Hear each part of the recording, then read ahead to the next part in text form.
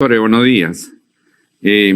Vamos a describir en este día o en esta mañana lo que concierne a miembro superior.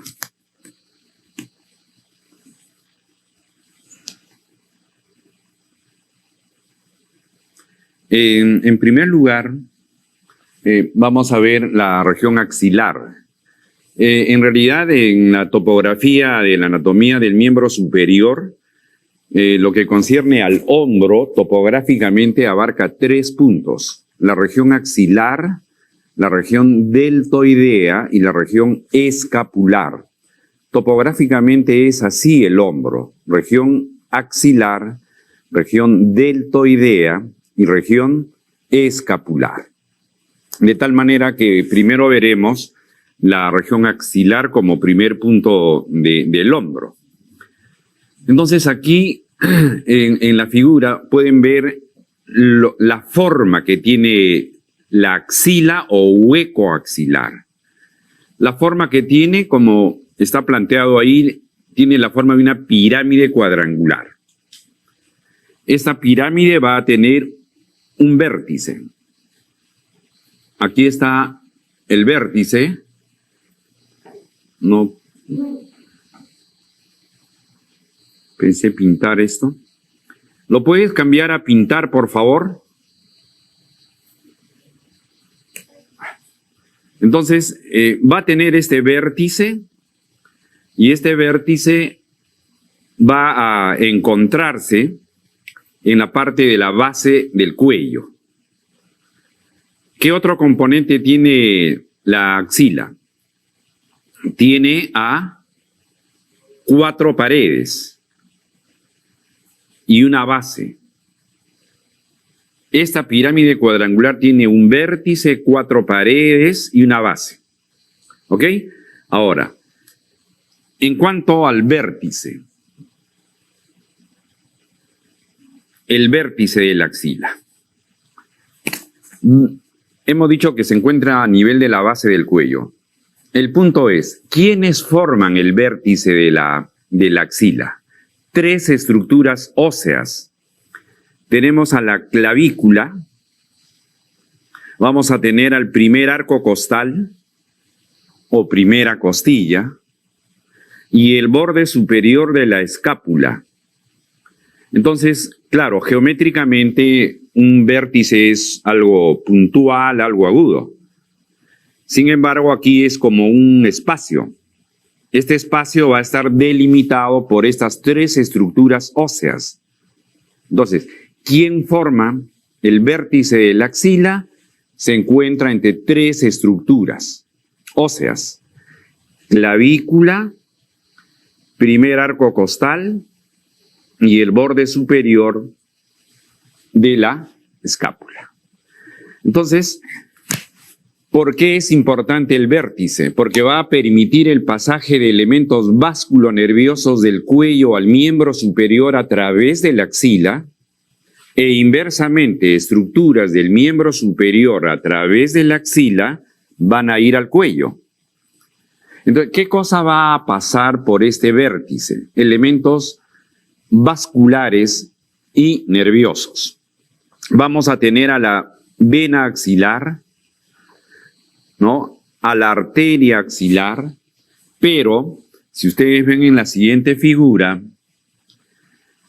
la arteria subclavia que está en el cuello y que va avanzando hacia el vértice y que cuando cruce el vértice, o sea, la referencia es la clavícula porque es palpable, diremos que esta propia arteria subclavia se ha convertido ahora, cuando cruce el vértice, en la arteria axilar. Es la misma arteria, solo es la referencia anatómica a la cual estamos haciendo que cambie de nombre, de la subclavia a la arteria axilar. Y con la vena va a pasar lo inverso. La vena axilar,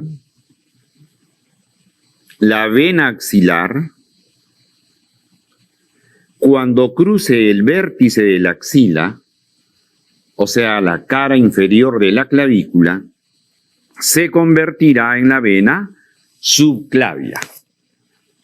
Entonces, vean que la referencia anatómica para el cambio de nombre, tanto de la arteria como de la vena, es la clavícula, pero sabemos que es el vértice. Además, van a pasar elementos del plexo braquial. No digo todo el plexo braquial, lo voy a explicar en su momento, porque no es todo el plexo braquial. Entonces, ¿qué aplicación podríamos sacar de aquí? La clavícula se fractura por tercios. El tercio lateral, el tercio medial, el tercio medio. ¿Qué tercio de la clavícula se fractura con más frecuencia? El tercio medio. Si la clavícula es parte del vértice y hay una fractura de la clavícula, entonces está la probabilidad de hacer una lesión vascular o nerviosa. Es decir, poder seccionar parcial o totalmente a la vena axilar o arteria axilar o ramas del plexo braquial. Un paciente que tenga una fractura de clavícula es factible. Lesión vascular, lesión nerviosa. Eso sería, digamos, en rojo la aplicación. También recuerden de que por encima de la clavícula va a estar el vértice del saco pleural, la pleura parietal cervical. Cuando hay fracturas de la clavícula, también podría lesionar la pleura parietal cervical, produciéndose probablemente un neumotórax. Muy bien, ese es el vértice, lo más importante del vértice. ¿Quiénes lo forman? ¿Qué estructuras atraviesan? ¿Qué patología podríamos tener a ese nivel? Les dije de que la axila también tenía 4 paredes. La pared anterior o ventral va a estar dado por la región pectoral. Y cuando digo de la región pectoral me estoy refiriendo a los pectorales. Pectoral mayor, pectoral menor. Detrás del pectoral mayor, ambos pectorales. En la pared posterior, vamos a ver, ahí estaría el pectoral mayor, el pectoral menor detrás, la región pectoral. Y aprovechamos para decir también esta información, que la inervación motora del pectoral mayor es doble. Tiene 2 nervios motores. ¿Cuáles son esos 2 nervios? Es el nervio del pectoral mayor o llamado también pectoral lateral, que es propio para el pectoral mayor. Si ustedes ven hacia el pectoral menor está el nervio del pectoral menor o pectoral medial, que cuando atraviese al pectoral menor lo va a inervar, va a cruzar por el espacio interpectoral y llegar a la cara posterior del pectoral mayor. Entonces, el pectoral mayor tiene 2 nervios motores, el nervio pectoral lateral, que es el propio para el pectoral mayor, y el pectoral medial, que es del pectoral menor. El otro músculo que participa en esta pared anterior es el músculo subclavio, denotado ahí con el número 4. El músculo subclavio de menor importancia, por decirlo así. La pared posterior o dorsal va a estar formado por 3 músculos. Lo que está denotado con número 12 es el músculo subescapular. Este músculo subescapular está en la cara anterior de la escápula. El segundo músculo es el redondo mayor. Y el tercer músculo denotado con el número 11 es el gran dorsal o dorsal ancho. Gran dorsal o dorsal ancho. Entre paréntesis les pongo el nervio motor de estos músculos, donde el músculo subescapular va a estar inervado por el nervio subescapular superior, el redondo mayor por el nervio subescapular inferior y el gran dorsal o dorsal ancho por el nervio subescapular medio, que toma el nombre, subrayenlo por favor, toma el nombre del nervio tóraco-dorsal. El nervio tóraco-dorsal. Entonces concluimos. Pared anterior, los dos pectorales. Pared posterior, tres músculos. Subescapular, el redondo mayor y el gran dorsal.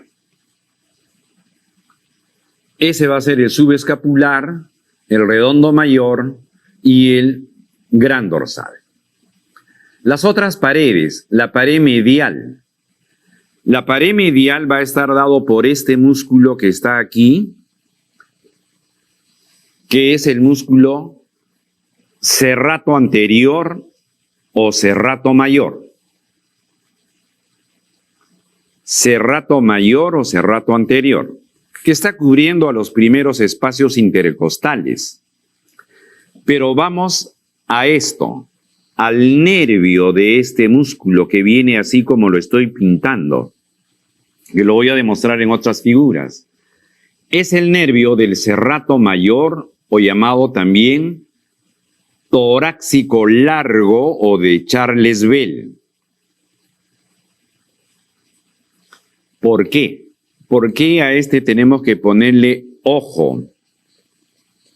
Porque la lesión de este nervio ocasiona una lesión nerviosa llamada escápula alata o alada. La lesión del nervio torácico largo o de Charles Bell es el nervio que originará la escápula alata. Eso es pregunta posible. Anótenlo, por favor. Lesión del nervio torácico largo de Charles Bell del serrato mayor origina la llamada escápula alata. Bien. Y la pared posterior, perdón, la pared lateral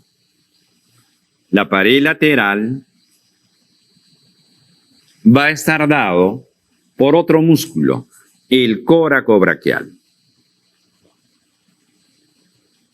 Este va a ser el músculo coracobraquial, a este nivel, junto con la articulación del hombro, que es la escápulo-humeral o gleno-humeral a este nivel. Miren, ahí está el músculo. Este va a ser el músculo coracobraquial. Entonces, resumen. Pared anterior, los dos pectorales. Pared posterior, tres músculos. Subescapular, redondo mayor, gran dorsal. Pared medial, el serrato anterior. Pared lateral, un músculo, el coracobraquial. En cuanto a la pared anterior, algunas precisiones. ¿Por qué? Porque el pectoral mayor va a estar envuelto en una aponeurosis o una fascia. Miren, voy trazando. Esta va a ser la fascia superficial del pectoral mayor. Esa va a ser la fascia superficial. Cuando haya llegado al borde inferior del pectoral mayor, aquí se divide en dos hojas, como ven. Una que va a ir por la cara posterior del pectoral mayor, será la fascia profunda o posterior del pectoral mayor. Y la otra división es esta que se va hacia atrás, hacia la pared posterior de la axila, y se va a llamar la fascia del hueco de la axila, del hueco de la axila. Entonces veamos que el pectoral mayor va a estar envuelto por una fascia anterior y una fascia posterior. La fascia anterior estará relacionado con la región mamaria, importante en la cirugía de mama. Esta fascia superficial. Recuerden que en esta patología que se llama el síndrome de Poland, suele tener agenesia del pectoral mayor. Es factible que una persona que tenga este síndrome de Poland esté ausente el músculo pectoral mayor. ¿Ok? Luego detrás está el músculo pectoral menor.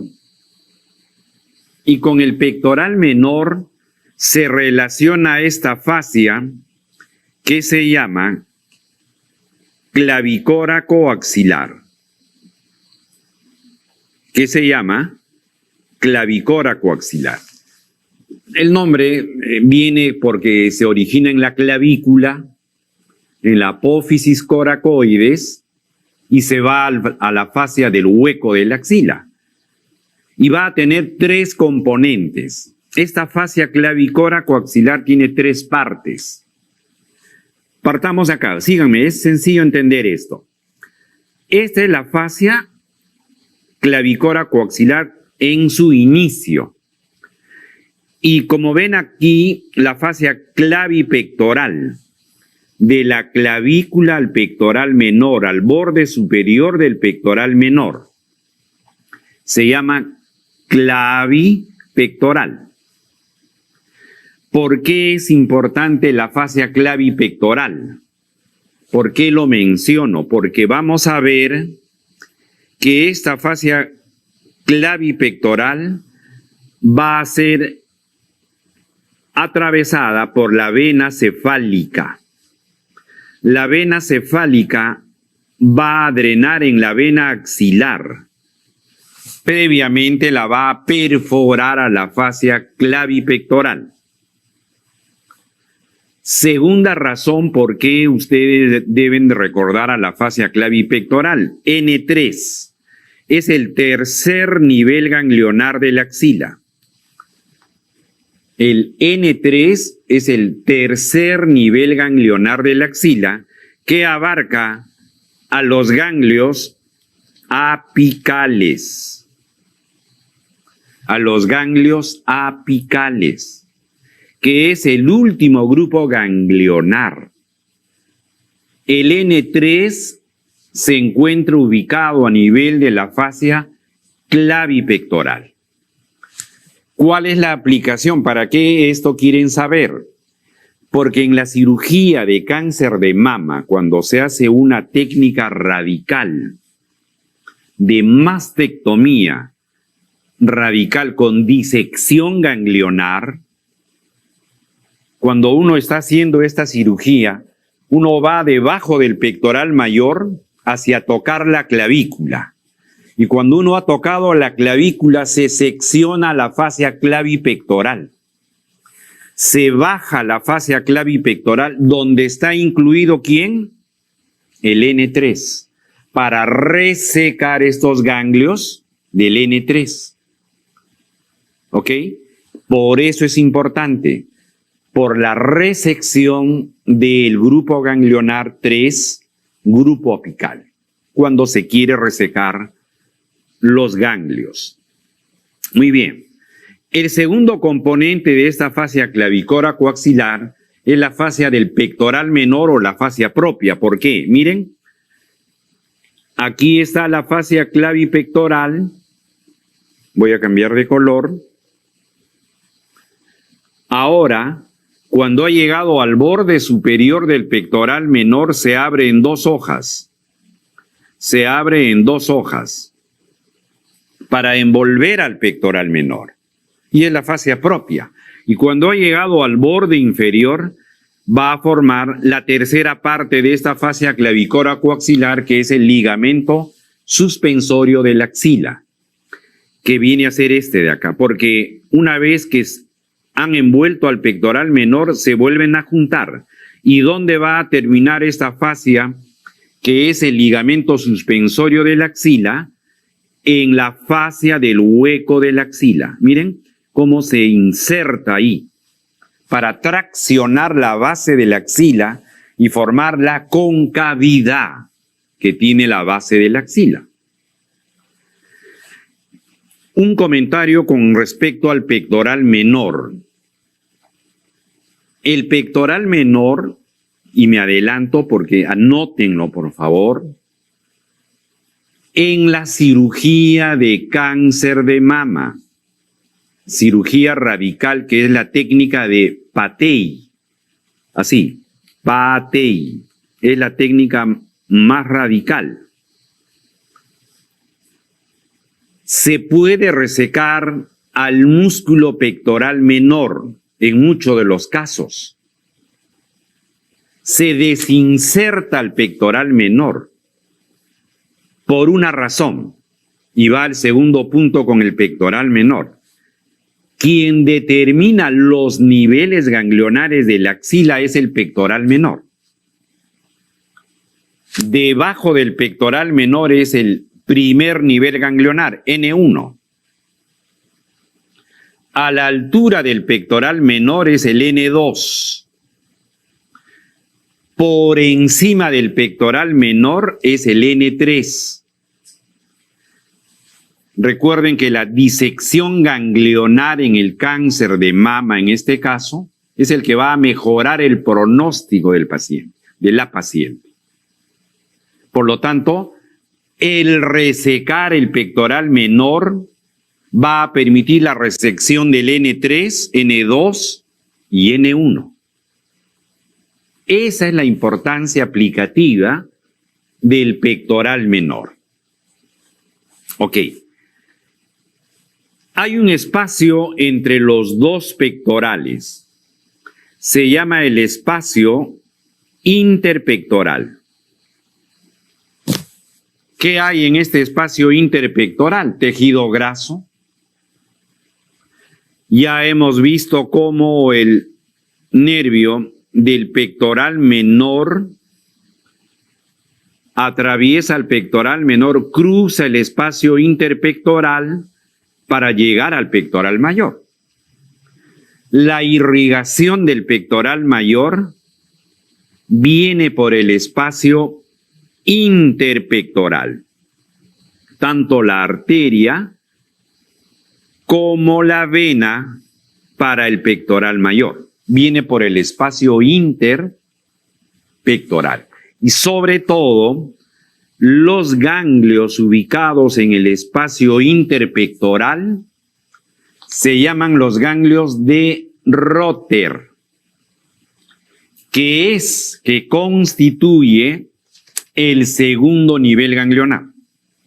Es el N2. Los ganglios interpectorales o de Rotter es el N2. Entonces, este slide nos ha servido para sacar esas conclusiones.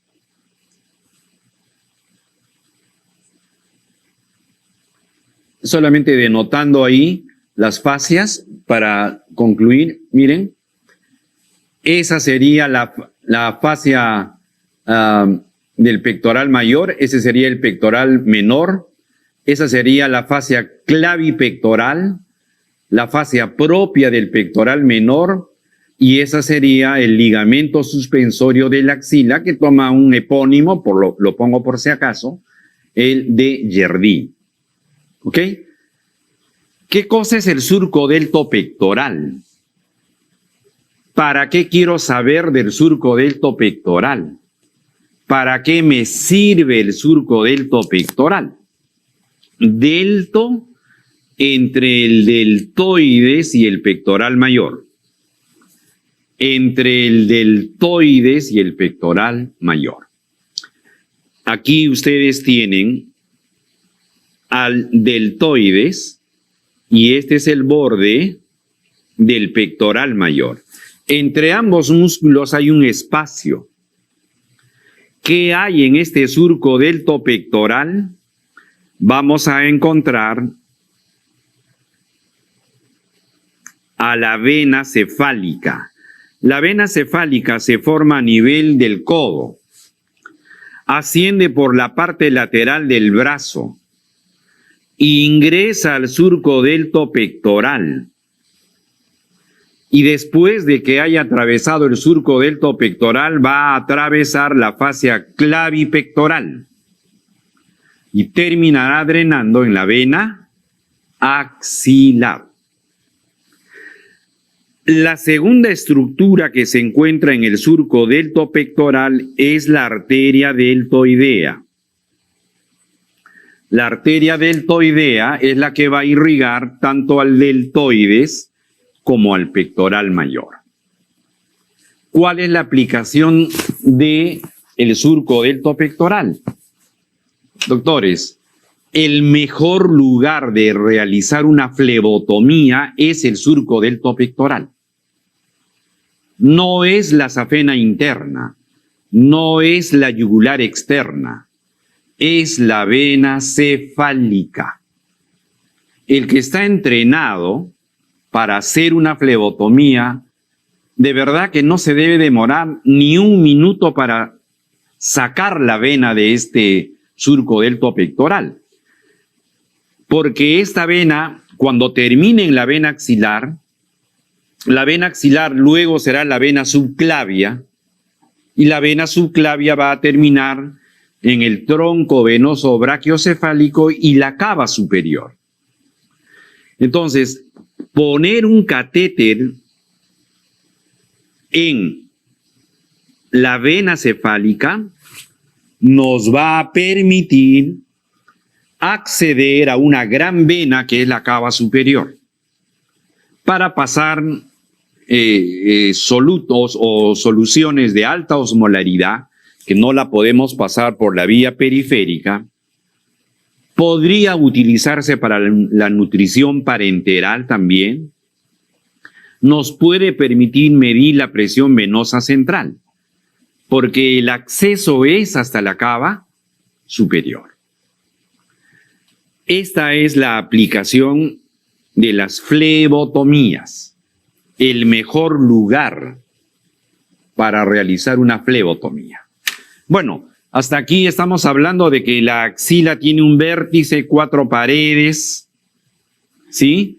Y estamos hablando ahora del contenido de la axila. Estará la vena axilar, la arteria axilar y sus ramas, plexo braquial, pero acá quiero insistir en esto. ¿Qué parte del plexo braquial? Los cordones o fascículos del plexo braquial. No todo el plexo braquial. Antiguamente, por eso lo pongo entre paréntesis y por ahí todavía en la bibliografía aparece como los troncos secundarios. Es terminología antigua. Pongo cordones o fascículos. Estarán los 5 grupos ganglionares y tejido graso. Veamos el contenido. Esa va a ser la vena axilar, que es la estructura anterior. Cuando uno diseca la axila, lo primero con que nos vamos a encontrar es la vena axilar. Detrás de la vena axilar está la arteria axilar. Alrededor de la arteria axilar estarán los cordones o fascículos. Alrededor de la arteria axilar. Veamos la arteria axilar en primer lugar. Aquí está la arteria subclavia en el cuello.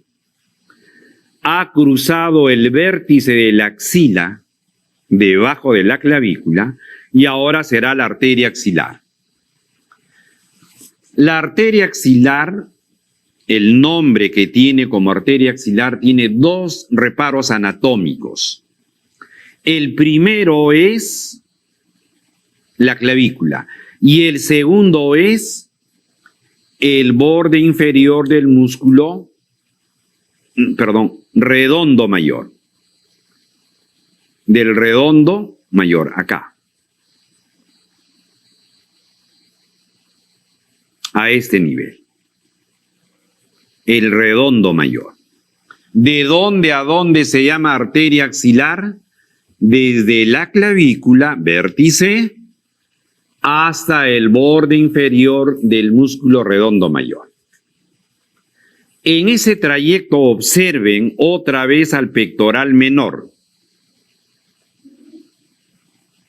Aquí está el pectoral menor. La arteria axilar pasa detrás del pectoral menor. Y ese hecho hace que la arteria axilar tenga 3 porciones, dado por el pectoral menor. Esa es la primera porción. La primera porción va desde la clavícula hasta el borde superior del pectoral menor.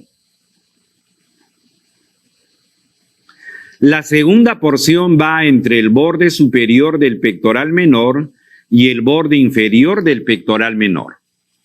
Y la tercera porción va desde el borde inferior del pectoral menor hasta el borde inferior del redondo mayor. Resumen. El pectoral menor es factible de resecarla en una cirugía de mama. El pectoral menor determina los 3 niveles ganglionares. El pectoral menor determina las 3 porciones de la arteria axilar. Bien. Eso es las características que tiene esta arteria. ¿Cuáles son las ramas que da esta arteria axilar? Recuerden así, de la primera porción una rama, de la segunda porción 2 ramas, de la tercera porción 3 ramas. De la primera porción es la arteria torácica superior, que es la que va a irrigar los primeros espacios intercostales y que también va a irrigar a la glándula mamaria. Es una de las arterias de la glándula mamaria. De la segunda porción dijimos 2 ramas arteriales. El tronco tóracoacromial o acromio torácico. Tóracoacromial o acromio torácico. Y la otra es la arteria mamaria externa o torácica lateral. Eran 2, ¿se acuerdan? De la segunda porción 2 ramas. ¿Cuáles? Tronco tóracoacromial o acromio torácico y la arteria mamaria externa o torácica lateral. Antes de avanzar, quiero decirles lo siguiente. Voy a retroceder ahí. Están en el banco de preguntas. En este banco de preguntas dice, ¿cuál es rama del tronco tóracoacromial o acromio torácica? Se los voy a mencionar. Lo voy a pintar de blanco para resaltarlo, porque el rojo no lo va a resaltar. Esta es la arteria, el tronco tóracoacromial o acromio torácico. Voy a mencionar las ramas. La arteria subclavicular. 2. La arteria acromial. 3. La arteria deltoidea. 4. La arteria del pectoral mayor. ¿Cuáles son las ramas del tronco tóracoacromial, subclavicular, acromial, deltoidea y del pectoral mayor? Esa que se va por el espacio interpectoral. ¿Ok? No se olviden, eso lo van a encontrar en un banco de preguntas. Se los estamos comentando. La otra arteria, de esa segunda arteria de la segunda porción, es la mamaria externa. La mamaria para la glándula mamaria y también para la pared del tórax. De la tercera porción, 3 arterias. Esa es la arteria escapular inferior o subescapular y 2 arterias que van a ir con respecto al cuello quirúrgico del húmero. La que va delante del cuello quirúrgico es la arteria circunfleja humeral anterior y la que va detrás del cuello quirúrgico es la arteria circunfleja humeral posterior. Circunflejas humerales. Retrocedo para explicar con respecto a la arteria escapular inferior. Esa. De blanco. La arteria escapular inferior, que es la que estoy pintando acá, se divide en 2 ramas. Esta que sigue el mismo sentido de la arteria es la arteria del gran dorsal o arteria tóraco-acromial. Perdón, la arteria del gran dorsal o tóraco-dorsal. Y la otra arteria que hace este giro hacia atrás,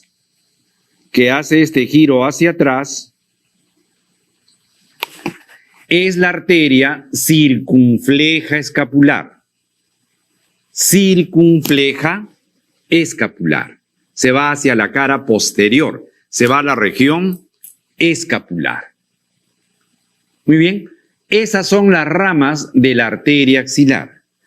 Si algo le tienen que preguntar de esto es cuál es rama de la arteria axilar o cuál de estas mencionadas no es rama de la arteria axilar. La otra parte que podrían preguntar es ramas del tronco tóraco-acromial o acromio torácico.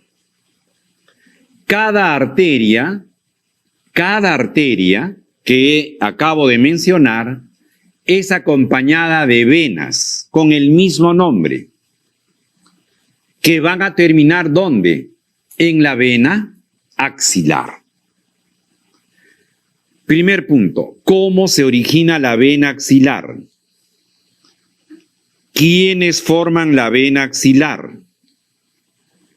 La unión de 3 venas. Las 2 venas braquiales o humerales son 2 venas braquiales más la vena basílica. La confluencia de estos forman la vena axilar. Terminará la vena axilar cuando cruce por debajo de la clavícula, el vértice, y llegue al cuello ya como la vena subclavia. ¿Qué venas va a recibir la vena axilar? Ese es el punto de origen de la vena axilar. Todas las venas que terminarán en la vena axilar son las venas que están acompañando a las ramas arteriales del axilar. Es decir, venas circunflejas humerales,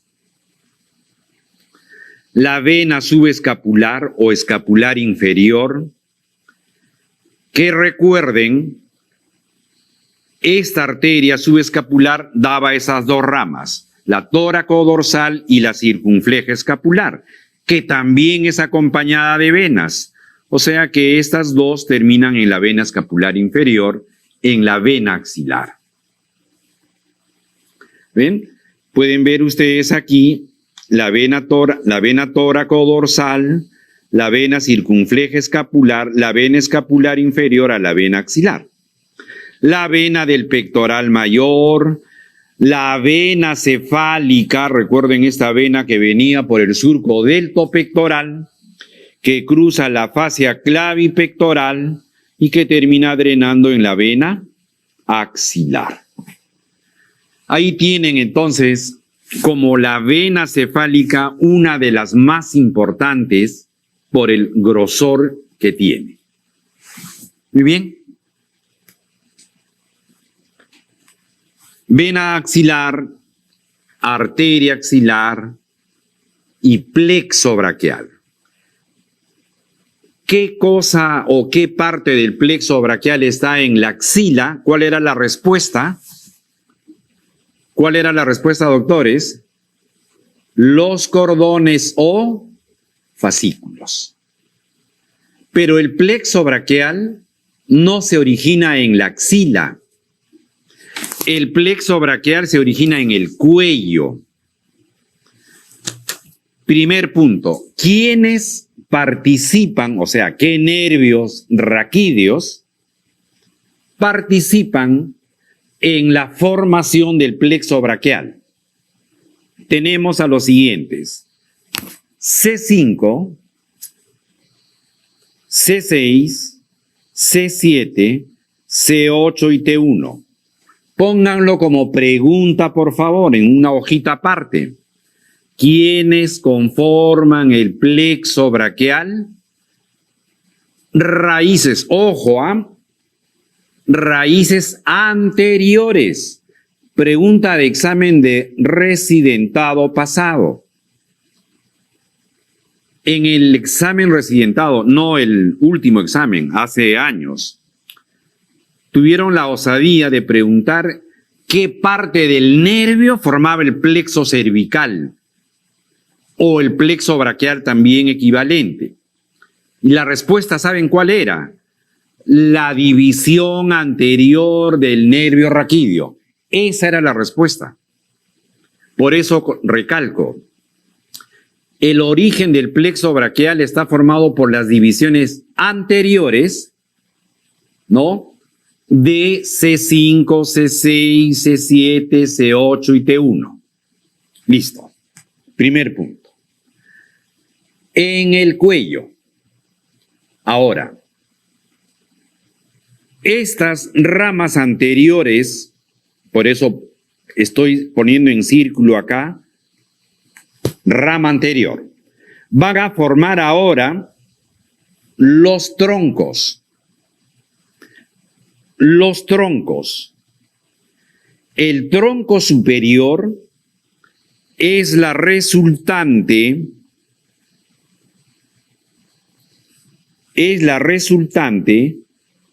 de la unión de C5, que es esto, y C6.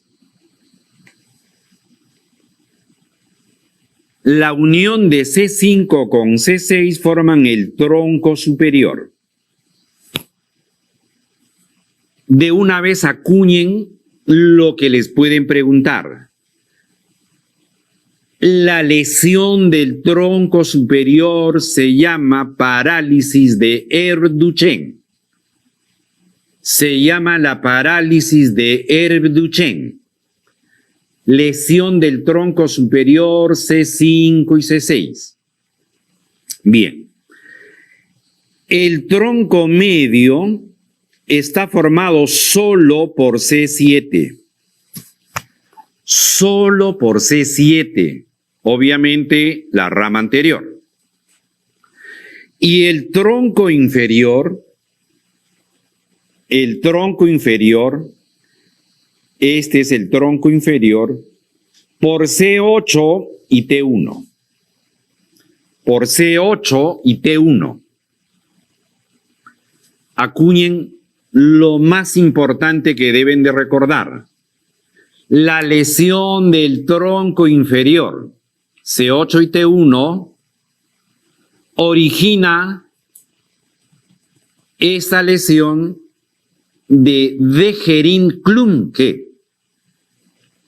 Lo vamos a ver más adelante, pero quiero comenzar ya mencionándoles esto, porque es lo que les pueden preguntar. Bien, Los troncos superior, medio e inferiores siguen en el cuello. Estamos aún en el cuello. Bien, ahora, ¿qué pasa con los troncos? Cada tronco tiene una rama anterior, división anterior. Miren, esta será la división anterior y esta será la división posterior del tronco superior. El tronco medio, de igual manera, se va a dividir en una división anterior y posterior. Cada tronco superior, medio e inferior se va a dividir en rama anterior, posterior.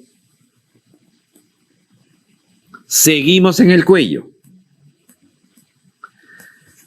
¿Qué sucede ahora? Miren la secuencia, por favor, acá les voy haciendo el resumen. Raíces o división anterior de C5 a T1.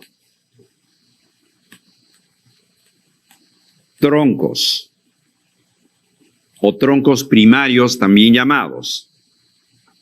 Los troncos van a tener división anterior y posterior, y estos que van a formar los cordones o fascículos, que es lo que vamos a encontrar en la axila. Entonces, ¿cuáles son los cordones? Tendremos al cordón lateral. ¿Y cómo se forma el cordón lateral? De la división anterior del tronco superior y del tronco medio. Formarán el cordón lateral. La división anterior del tronco superior y el medio. Cordón lateral. O sea que radicularmente el cordón lateral tiene C5, C6 y C7. C5, C6 y C7. El cordón medial, este cordón medial, será formado solo por la división anterior del tronco inferior. Solo por la división anterior del tronco inferior. O sea, C8 y T1. Dejé el más fácil. Las tres divisiones posteriores del tronco superior, posterior del tronco medio, posterior del tronco inferior formarán el cordón posterior. El cordón posterior o fascículo, que hemos dicho es lo que vamos a encontrar ya en la axila. Ahí está la secuencia. ¿Por qué se llama cordón lateral? ¿Por qué se llama cordón medial? ¿Por qué se llama cordón posterior? La referencia es la arteria axilar. Lateral a la arteria axilar está ubicado el cordón lateral. Medial a la arteria axilar estará el cordón medial. Posterior a la arteria axilar estará el cordón posterior. Esa es la posición de los cordones con respecto a la arteria axilar. Esta otra figura me permite también simplificar lo descrito anteriormente. Ahí están las raíces anteriores C5 a T1 para formar primero los troncos superior, medio e inferior, entre paréntesis también le llaman troncos primarios en la nomenclatura antigua. Luego, ¿cuáles son esos troncos? Superior, medio y el inferior. Luego vienen esta línea negra que estoy denotándola, es para decir que de aquí es el cuello y de aquí para acá es la axila. Ahí está el cordón lateral, el cordón posterior y el cordón medial. Por lo tanto, todos los nervios del miembro superior se originan de los cordones o fascículos. ¿Cuáles? En los siguientes slides, doctores, ustedes tienen el resumen. Síganme en lo que está escrito ahí. Yo les voy a describir con la figura, pero ustedes me siguen con los siguientes slides. Cordón lateral, ¿qué cosa origina para el miembro superior? Va a originar el nervio musculocutáneo. Y el nervio musculocutáneo es un nervio mixto. Y es el nervio más importante del brazo anterior. Del brazo anterior, de la región braquial anterior. Responsable del reflejo bicipital. Ese reflejo que sacamos aquí en el codo, por la acción del bíceps, que es inervado por el nervio musculocutáneo.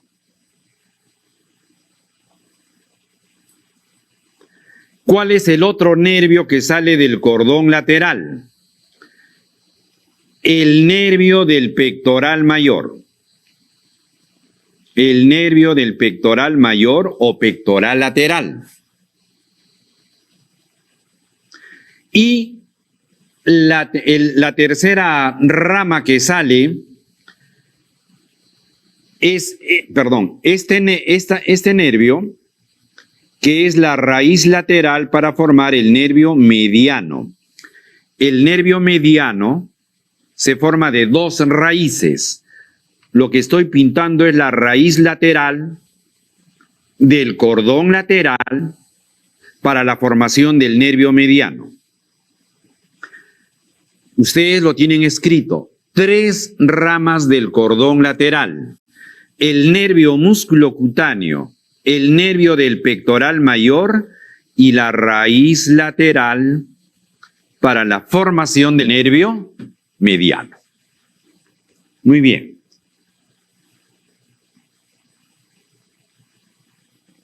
Ok. Cordón medial.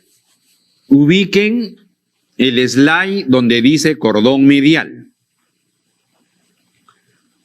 Este cordón medial, donde está conformado esencialmente por C8 y T1, ¿qué ramas van a generar? Va a dar el nervio del pectoral menor, pectoral medial, que saben que es para el pectoral menor y el pectoral mayor. El nervio cutáneo, miren, cutáneo, si es cutáneo es para la piel, o sea, sensitivo. Braquial medial. Lo leemos así. El nervio cutáneo para el brazo, para la mitad medial del brazo. Este también se llama braquial cutáneo medial. ¿Qué significa para la mitad medial del brazo? La piel de la mitad medial del brazo. Es inervado por este nervio braquial. Si ustedes se peñizcan en la mitad medial del brazo, nervio braquial cutáneo medial. Sensitivo solamente. Luego, Si aquí tenemos el antebrazo y lo dividimos en dos mitades, la mitad medial, la piel de la mitad medial, miren el nombre, nervio cutáneo antebraquial medial o antebraquial, antebrazo, cutáneo medial. Para la mitad medial del antebrazo, sensitivo. ¿Qué más vamos a tener de este cordón medial? El nervio cubital o ulnar. Desde ahora, por favor, fijen esto. El nervio motor más importante de la mano es el nervio cubital. El nervio motor más importante de la mano es el nervio cubital. Por decirlo de otra manera, el nervio cubital casi está solo hecho para la mano. Muy poco, no participa para nada en el brazo.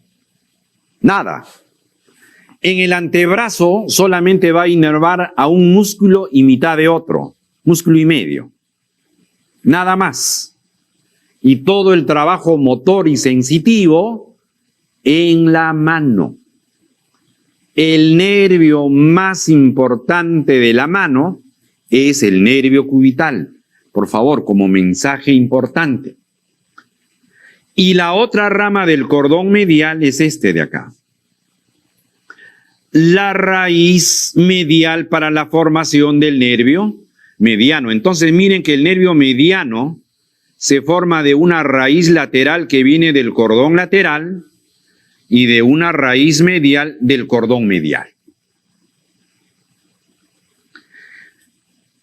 El cordón posterior, ¿qué me va a originar?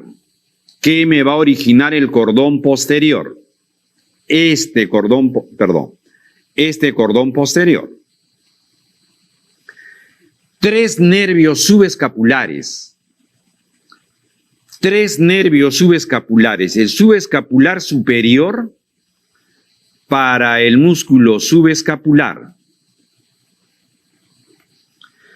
El subescapular medio que se llama tóraco-dorsal. Este de acá.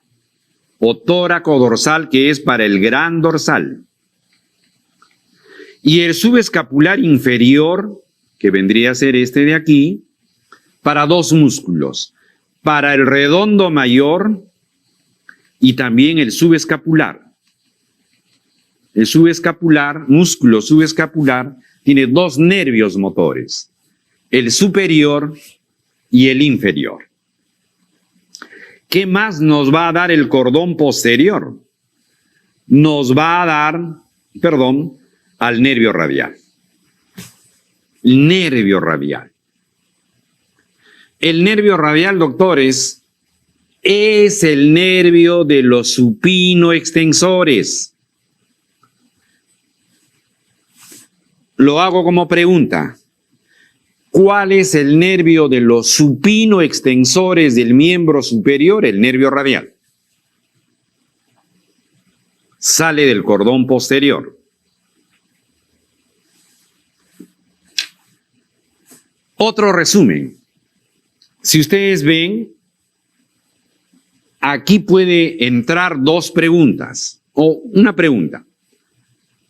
¿Cuáles son los nervios del plexo braquial que en su contenido radicular tiene C5, tiene C6 y tiene C7, C8 y T1? De todos los nervios que van al miembro superior hay 2 nervios que radicularmente tienen C5, C6, C7, C8 y T1. Y es el nervio mediano y el nervio radial. Y el nervio radial. Nervio mediano y nervio radial. Son los que tienen todos los componentes del plexo braquial. Muy bien. Eso es lo que ustedes me han seguido, es en estos slides, por eso lo paso más rápido. Es lo que les he explicado y como mensaje que les he dejado hoy. Parálisis de Herb-Duchenne. ¿Qué es la parálisis de Herb-Duchenne? Es la lesión del tronco superior. Recuerden que el tronco superior ha sido formado por la unión de C5 y C6.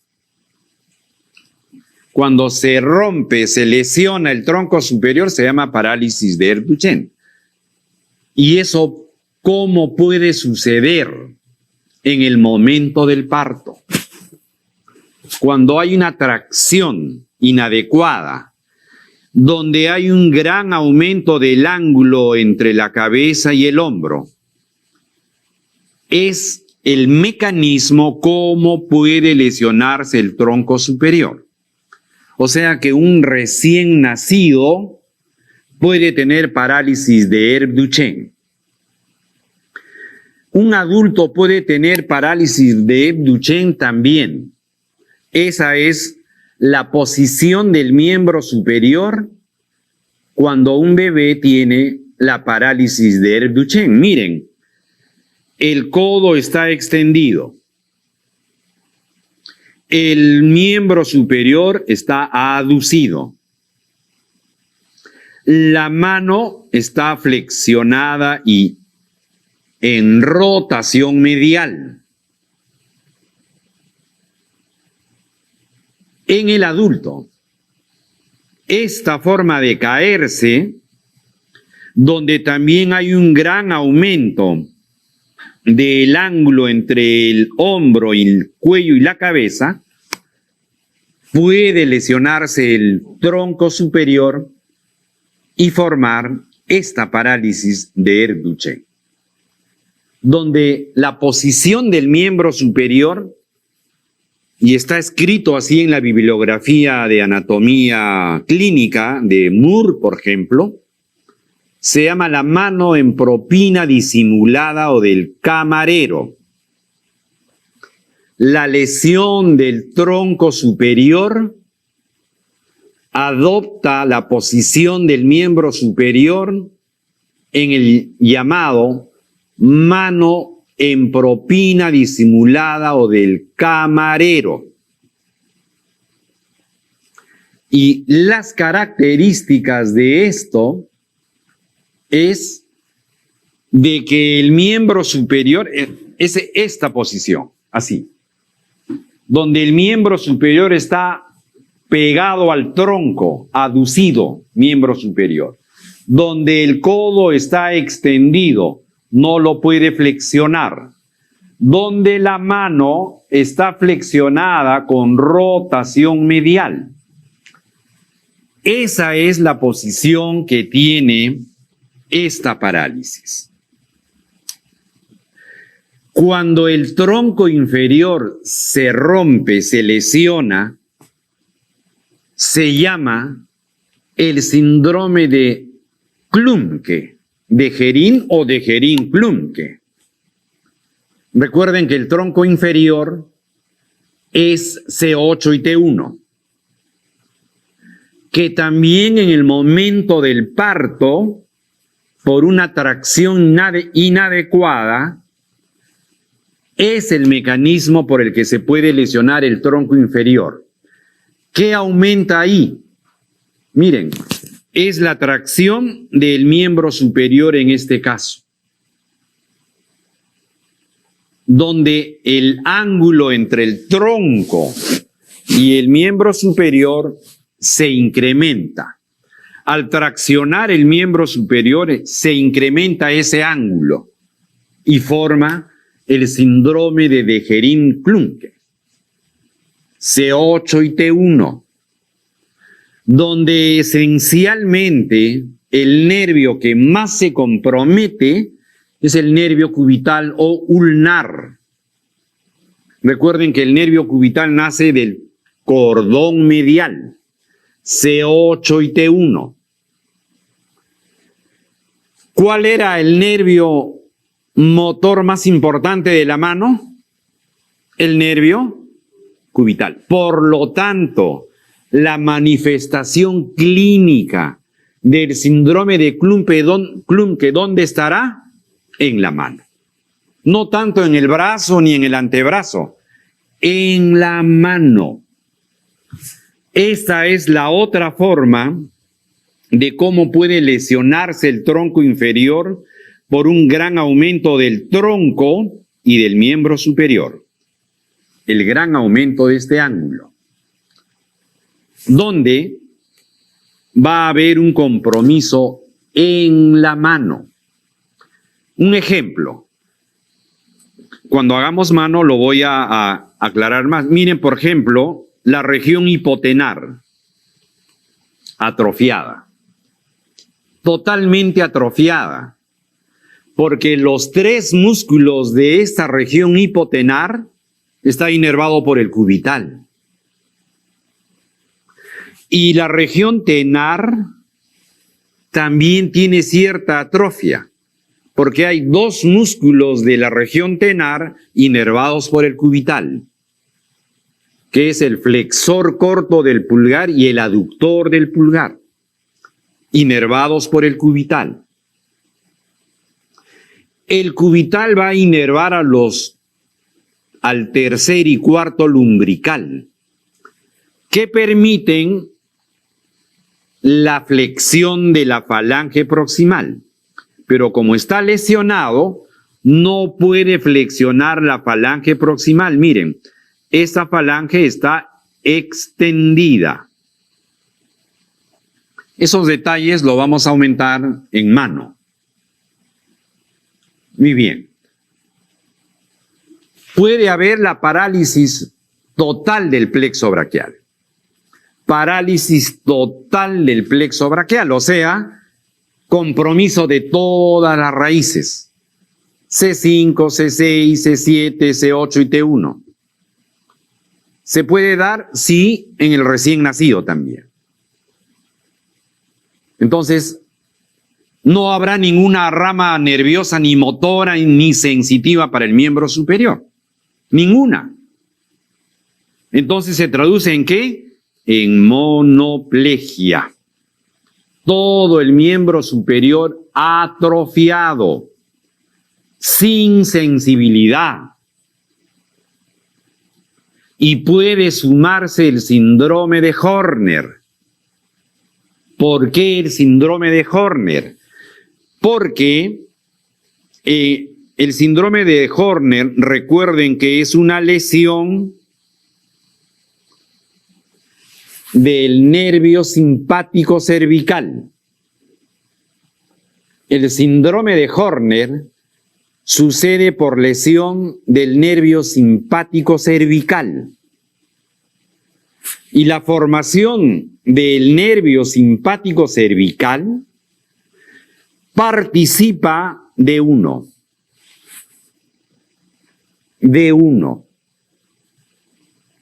Por lo tanto, un paciente con parálisis total del plexo braquial puede tener la manifestación clínica del síndrome de Horner, que es ptosis parcial, anhidrosis, no transpira la cara, miosis y enoftalmo. Eso puede tener también una parálisis total del plexo braquial. Yo me adelanté en antes cuando hablaba de la pared medial de la axila del músculo serrato mayor, les decía de que su nervio motor es el nervio torácico largo. En esta figura voy a denotar al nervio del serrato mayor, acá. Ahí está. Está en la pared medial. ¿Se puede lesionar este nervio? Sí, bajo 2 mecanismos. Trauma directo con arma blanca, un cuchillazo en esa zona. En la emergencia recibimos pacientes, ustedes lo habrán visto también en su emergencia, cortes por todos lados. Si el corte va en la cara medial de la axila, cara lateral del tórax, puede lesionar ese nervio. El segundo mecanismo es en la cirugía de mama. Cuando hay una cirugía radical de mama, cuando se va a realizar la disección ganglionar total, N1 sobre todo, se puede lesionar, cortar este nervio. O sea que una paciente operada de cáncer de mama con cirugía radical puede tener esta complicación: escápula alada o alata. ¿Por qué se caracteriza la escápula alata? Miren, en el lado izquierdo, la escápula, lo normal es que esté pegado a la jaula torácica, porque el serrato mayor tracciona hacia adelante. El serrato mayor se inserta en la escápula y lo tracciona hacia adelante. Si no hay inervación motora, no se podrá contraer el serrato mayor, por lo tanto no podrá aplicar la escápula hacia el tórax. Por eso que la escápula está hacia atrás. A esa forma se le llama escápula alada o alata. O sea que una mujer en el posoperatorio se debe revisar la región escapular. No vaya a ser que tenga la escápula alada o alata como complicación de la cirugía radical de mama.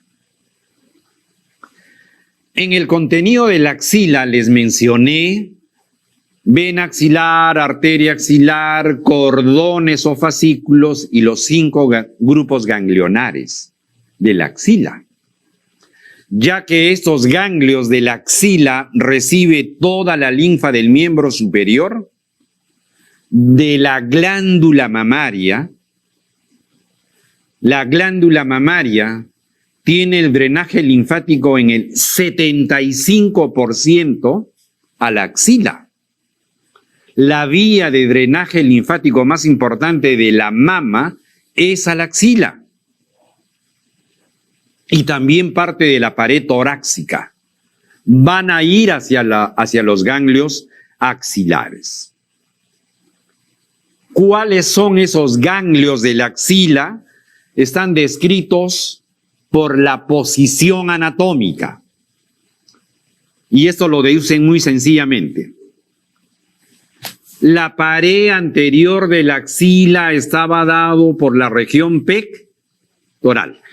Ahí en la pared anterior está el grupo anterior o pectoral. Así de sencillo. Los ganglios ubicados en la pared anterior o pectoral se llama grupo pectoral o anterior. Los ganglios ubicados en la pared posterior de la axila, músculo subescapular, redondo mayor y gran dorsal, son los ganglios del grupo posterior o subescapular. Y los ganglios ubicados en la pared lateral en relación al músculo coracobraquial será el grupo lateral. O sea que si ustedes se acuerdan de estas 3 paredes, ya tienen 3 grupos ganglionares. Y estos 3 van a terminar en un central. Este anterior más el posterior más el lateral, donde terminan en el grupo central o intermedio. Y el último grupo ganglionar que está aquí debajo de la clavícula,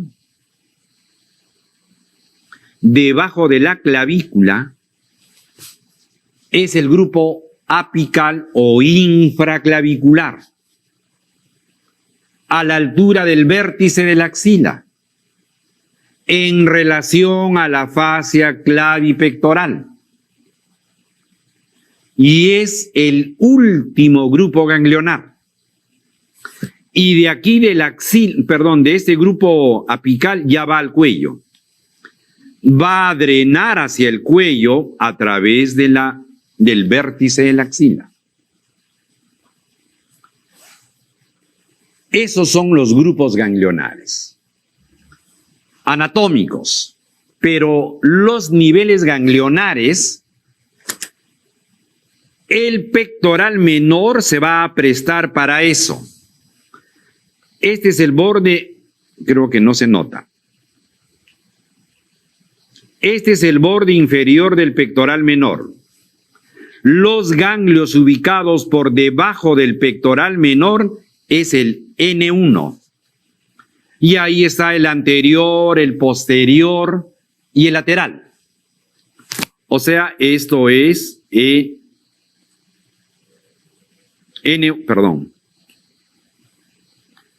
es N1. Caramba, no sé qué pasa. Esto es N1. Los que están a la altura del pectoral menor, N2. N2, nivel ganglionar 2, ganglios de Rotter o interpectorales. Y el N3 es el apical. ¿Se acuerdan cuando les hablaba de el pectoral menor, fascia clavipectoral, N3 en la cirugía radical de mama? Entonces, concluyo, la aplicación. La señora tiene un cáncer de mama avanzado que requiere cirugía. Se le hará una mastectomía radical más disección ganglionar baja. ¿Qué significa eso? De que se debe retirar solo el N1. Pero si se le ofrece una cirugía radical, o sea, disección radical, porque la enfermedad está ya a nivel ganglionar, tenemos que retirar todos los ganglios, N3, N2 y N1, más el pectoral menor. ¿Y por qué el pectoral menor? Ahora entenderán por qué saco el pectoral menor. ¿Qué tiene que ver el cáncer de mama con el pectoral menor? Es que determinan los 3 niveles ganglionares. En la técnica quirúrgica oncológica no se saca ganglio por ganglio. Se saca todo en bloque. Es la técnica quirúrgica. Muy bien. Por lo tanto, vamos a resolver estas preguntas. ¿Cuáles son los músculos que forman la pared posterior de la axila? Por favor, ustedes me ayudan. ¿Cuál sería la respuesta? Pared posterior. Vamos, doctores, participen, los que están presentes. Sin miedo. Si está mal, está mal. Acá lo corregimos. El gran dorsal y redondo mayor. Perfecto. Muy bien. Esa es la respuesta. Para simplificar un poco el tiempo, ya casi nos vamos a la respuesta. 2. Del contenido de la axila, ¿cuál es la estructura que ocupa la posición anterior? Yo entro a la axila, ¿con qué me choco primero? Con la vena axilar. Muy bien. La vena axilar es la estructura más anterior de los elementos anatómicos de la axila. 3. ¿Dónde están ubicados los ganglios de Rotter, o sea, N2? ¿Dónde? En el espacio interpectoral, ¿verdad? Deduzcamos, porque la pregunta tiene ese truco. Delante del pectoral mayor no sería el espacio interpectoral. Delante del pectoral menor sería el espacio interpectoral. ¿Verdad? Si tienen dudas, por favor, díganme, doctor, no lo entendí. Los que están presentes. Bien. Perdón. 4. ¿Qué estructuras anatómicas se encuentran en el surco deltopectoral? La arteria humeral, vena basílica, vena media cefálica, arteria radial o vena cefálica. El mejor lugar de realizar una flebotomía o sea, vena cefálica. Llega al axilar, llega a la subclavia, llega a la vena cava superior. 5. ¿Qué estructura anatómica determina las porciones de la arteria axilar? Recuerden que la arteria axilar tenía 3 porciones, gracias a quién. Pasa detrás del pectoral menor. Pasa detrás del pectoral menor.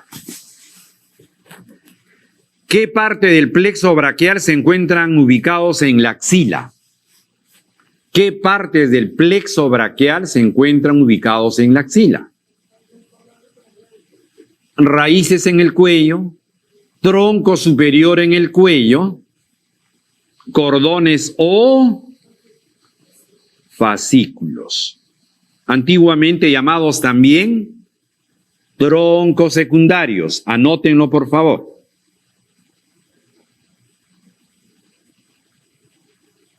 7. ¿Cuál es la estructura nerviosa lesionada que origina la parálisis de Herb-Duchenne? Tronco medio, cordón lateral, fascículo superior, tronco superior o plexo braquial. Tronco superior, ¿qué es? ¿Formado por quiénes? Perfecto. 8. ¿Lesión de qué raíces originan la mano en propina disimulada o del camarero?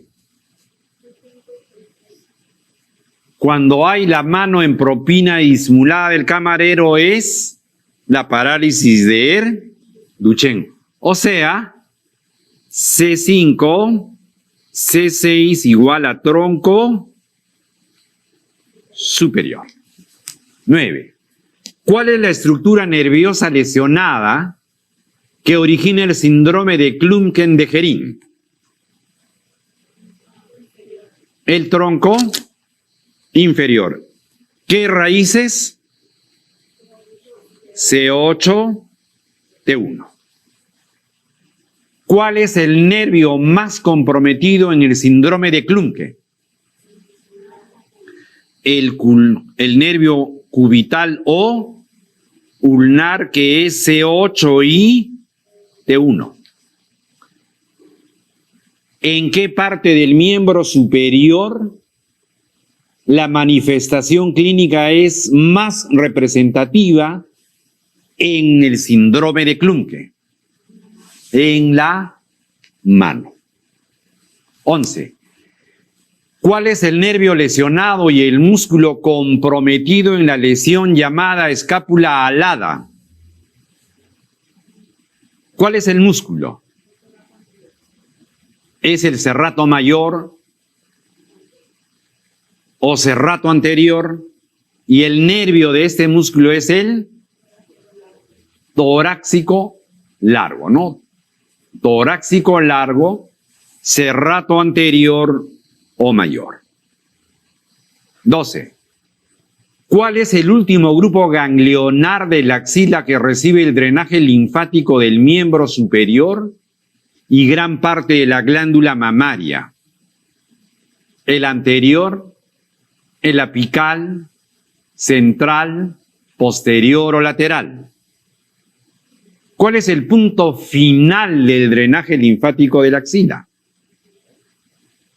El último grupo ganglionar, el apical, ¿verdad? N3, a nivel de la fascia clavipectoral, en el vértice de la axila prácticamente. 13. ¿Cuál es la estructura anatómica que determinan los niveles ganglionares de la axila? Pectoral menor. 14. En la cirugía radical de cáncer de mama, ¿cuál es el músculo que es probable que se extirpe? El pectoral menor. 15. ¿Qué arteria no es considerada rama de la arteria axilar? tóraco dorsal, circunfleja humeral anterior, si es rama, torácica superior es la primera rama, torácica lateral o mamaria externa es de la segunda porción, tóraco-acromial o acromio-torácica es de la segunda porción, la que no es rama de la arteria axilar es la tóraco dorsal. ¿De dónde viene la tóraco dorsal? De la escapular inferior. Pónganle, por favor, la tóraco dorsal es rama de la escapular inferior.